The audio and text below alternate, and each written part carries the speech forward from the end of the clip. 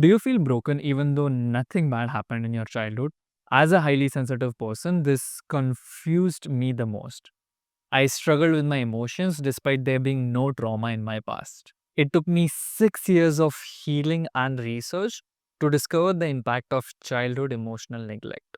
In this video, I want to talk about what it really is, why it's the scariest form of trauma, and how it affects you more than you think. My biggest pain on the healing journey was to try and figure out the origin of this invisible trauma. To save you from all the pain, I've created this free AI tool that tells you exactly how much neglect you experienced in your childhood. You just answer some questions and it gives you a score out of 100. And a lot of things start to make sense. Do check it out.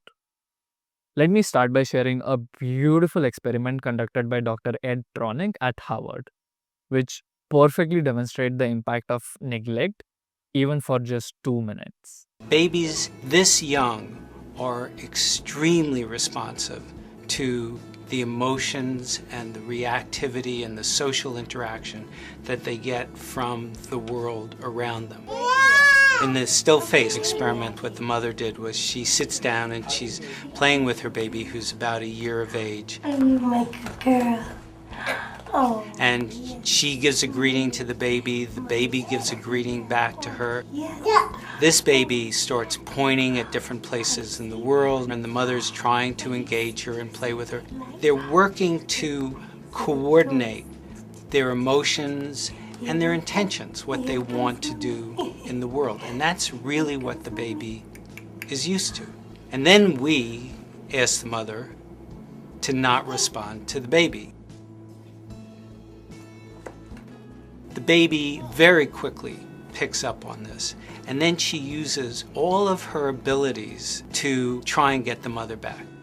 She smiles at the mother. She points because she's used to the mother looking where she points. The baby puts both hands up in front of her and says, "What's happening here?" She makes that screechy sound at the mother, like, come on, why aren't we doing this? Even in this 2 minutes, when they don't get the normal reaction, they react with negative emotions, they turn away, they feel the stress of it, they actually may lose control of their posture because of the stress that they're experiencing. Okay. I'm here. And what do you do? In those 2 minutes, it's not like the mother was doing something to hurt the baby. Rather, she was not doing something that she was supposed to do. And even that was highly stressful for the baby. So, childhood emotional neglect is simply not attending to a child's emotional and developmental needs. We'll look at what exactly those are in a minute. But think about this for a minute. If only seconds of neglect could cause such distress in a baby, what would the effect of 10 years of this still face treatment be in your life? The scariest bit about neglect is that you can't remember it because it's the absence of something. Like if you get punched in the face, you remember it because it is something that happened to you. But it's difficult to remember that you weren't hugged when you desperately needed it because there's nothing to remember. This is what makes it super difficult to be aware of neglect's origin, which also makes it difficult to research.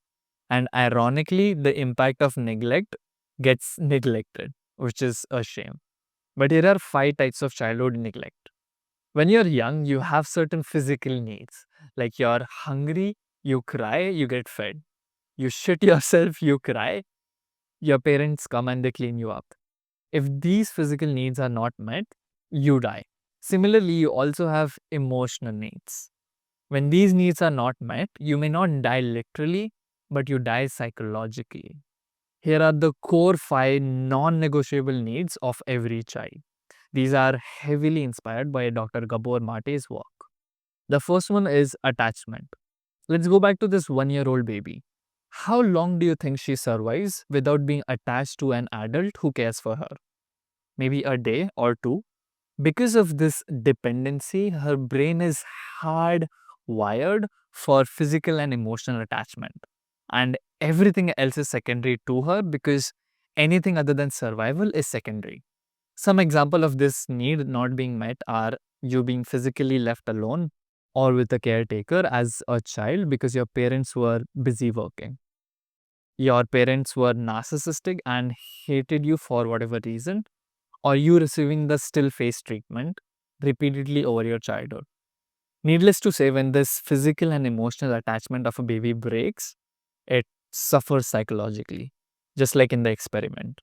And when that happens over the years, it causes neglect trauma. The second one is attachment security.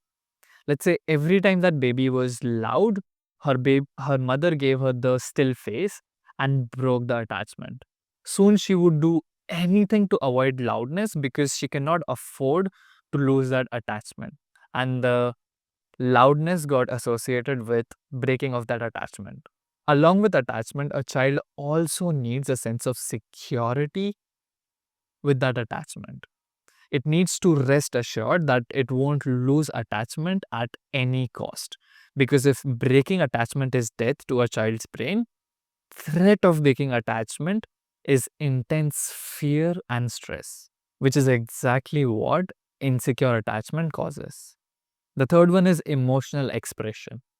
Research shows how, as a child, you need permission and encouragement to feel and express all your emotions, especially the negative ones, for the emotional part of your brain to fully develop. So, if you were ever told to be brave or strong when you were upset, that was a violation of one of your core fundamental needs. And all of this goes back to attachment. With such repeated messages, a child's brain thinks that if I cry or I'm angry, there's this risk of losing attachment. So let's banish and push those emotions inside. The fourth one is unconditional validation. Children need love, especially when they do not deserve it.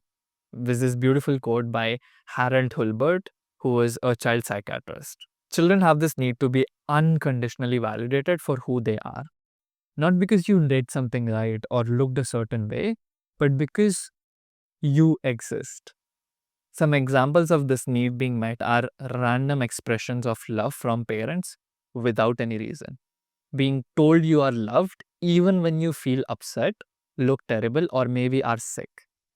If love is only expressed when you act well or look good and is absent when you don't, a child's brain interprets that as a signal that he must always do something or be a certain way to be loved and keep that sense of attachment, which is so essential for my survival. The fifth one is free play. All young mammals play. You've seen kittens and puppies play endlessly.